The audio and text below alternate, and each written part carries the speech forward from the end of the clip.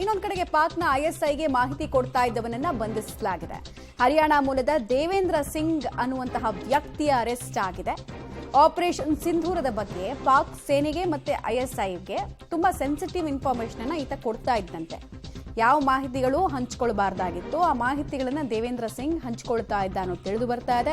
ಕೈತಾಲ್ ಜಿಲ್ಲಾ ಪೊಲೀಸರಿಗೆ ಗುಪ್ತಚರ ಇಲಾಖೆಯಿಂದ ಮಾಹಿತಿ ಬಂದಿತ್ತು, ಟಿಪ್ ಬಂದಿತ್ತು. ದೇಶದೊಳಗೆ ಇಟ್ಕೊಂಡು ದೇಶದ ವಿರುದ್ಧ ಕೆಲಸ ಮಾಡ್ತಾ ಇದೆ, ನೋಡಿ ಈತನನ್ನ ಅರೆಸ್ಟ್ ಮಾಡಿ ಅಂತ.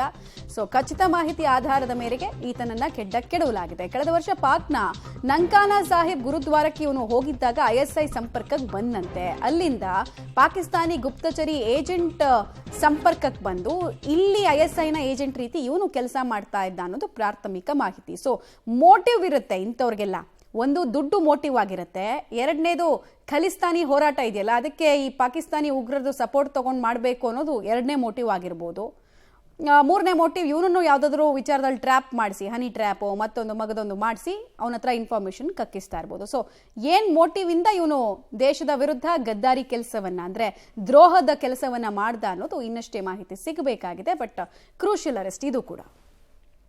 ಡೀಟೇಲ್ಸ್ ಕೊಡ್ತಾರೆ, ನೇರ ಸಂಪರ್ಕದಲ್ಲಿ ಜಾಯಿನ್ ಆಗ್ತಾ ಇದ್ದಾರೆ ಶಬೀರ್.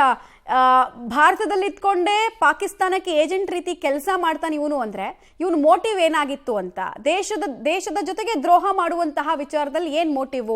ದುಡ್ಡಿನ ವಿಚಾರನ ಅಥವಾ ಖಲಿಸ್ತಾನಿ ಹೋರಾಟದ ವಿಚಾರನ ಅಥವಾ ಟ್ರ್ಯಾಪ್ ಆಗಿದ್ನ ಇವನು? ಏನ್ ಮಾಹಿತಿ ಸಿಗ್ತಾ ಇದೆ? ಮಮತಾ, ದೇವೇಂದ್ರ ಸಿಂಗ್ ನ ಮೋಟಿವ್ ಏನಾಗಿತ್ತು ಅನ್ನುವಂಥದ್ರ ಬಗ್ಗೆ ಇನ್ನೂ ಕೂಡ ಸ್ಪಷ್ಟವಾದಂತ ಮಾಹಿತಿಗಳಿಲ್ಲ. ಆತನನ್ನ ಕಸ್ಟಡಿಗೆ ಪಡೆದುಕೊಂಡು ವಿಚಾರಣೆಗೆ ಒಳಪಡಿಸುವಂತ ಕೆಲಸವನ್ನ ಸದ್ಯಕ್ಕೆ ಭದ್ರತಾ ಪಡೆಗಳು ಮಾಡ್ತಾ ಇದ್ದಾವೆ. ಇಂಟ್ನ ಒಂದು ಮಾಹಿತಿ ಬರುತ್ತೆ, ಈತ ಪಾಕಿಸ್ತಾನದ ಜೊತೆಗೆ ನಿರಂತರವಾದಂತ ಸಂಪರ್ಕದಲ್ಲಿದ್ದಾನೆ.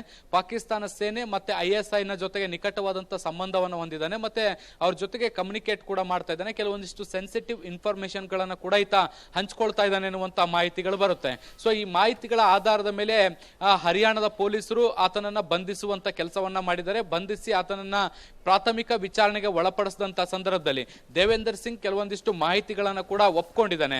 ಆತ ಪಾಕಿಸ್ತಾನ ಸೇನೆ ಮತ್ತೆ ಐಎಸ್ಐ ನ ಜೊತೆಗೆ ನಿಕಟವಾದಂತ ಸಂಬಂಧ ಹೊಂದಿದ್ದಾನೆ. ಮತ್ತೆ ಭಾರತದಲ್ಲಿರುವಂತ ಕೆಲವೊಂದಿಷ್ಟು ಸೆನ್ಸಿಟಿವ್ ಇನ್ಫಾರ್ಮೇಶನ್ ಗಳನ್ನ ಅವ್ರ ಜೊತೆಗೆ ಶೇರ್ ಮಾಡ್ಕೊಳ್ಳುವಂತ ಕೆಲಸವನ್ನ ಮಾಡಿದ್ದಾನೆ.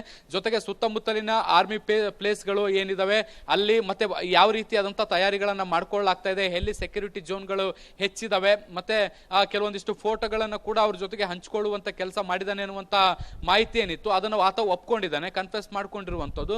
ಸೊ ಈ ಮಾಹಿತಿಗಳ ಆಧಾರದ ಮೇಲೆ ಆತನನ್ನ ಹೆಚ್ಚಿನ ವಿಚಾರಣೆಗೆ ಒಳಪಡಿಸುವಂತ ಕೆಲಸವನ್ನ ಕೂಡ ಮಾಡಲಾಗ್ತಾ ಇದೆ. ಕಳೆದ ವರ್ಷ ನವೆಂಬರ್ ನಲ್ಲಿ ಈತ ಪಾಕಿಸ್ತಾನದಲ್ಲಿರುವಂತಹ ಒಂದು ಗುರುದ್ವಾರಕ್ಕೆ ಹೋಗಿರ್ತಾನೆ. ಈ ಗುರುದ್ವಾರಕ್ಕೆ ಹೋದಂತ ಸಂದರ್ಭದಲ್ಲಿ ಐಎಸ್ಐ ನ ಏಜೆಂಟ್ ನ ಒಬ್ಬ ಸಂಪರ್ಕಕ್ಕೆ ಬಂದು ಅಲ್ಲಿಂದ ಇವರ ಸಂಬಂಧ ಇನ್ನಷ್ಟು ನಿಕಟವಾಗುತ್ತೆ, ಭಾರತದಲ್ಲಿರುವಂತಹ ಮಾಹಿತಿಗಳನ್ನ ಹಂಚಿಕೊಳ್ಳುವಂತ ನಿರ್ಧಾರಕ್ಕೆ ಕೂಡ ಬರ್ತಾರೆ. ಸೊ ಮೇಲ್ನೋಟಕ್ಕೆ ಇದು ಹಣದ ಕಮಿಟ್ಮೆಂಟ್ ಅನ್ನುವ ರೀತಿಯಲ್ಲಿ ಕಾಣಿಸ್ತಾ ಇದೆ. ಆದ್ರೆ ಇದರ ಹಿಂದಿನ ಮತ್ತಷ್ಟು ಉದ್ದೇಶಗಳೇನು ಅನ್ನುವಂಥದ್ದು ಇನ್ನಷ್ಟೇ ಸ್ಪಷ್ಟ ಆಗ್ಬೇಕಾಗಿರುವಂತದ್ದು. ಮಮತಾ, ಓಕೆ, ಹಾಗೆ ಸಂಪರ್ಕದಲ್ಲಿ ಶಬೀರ್ ವಾಪಸ್ ಬಂದೆ.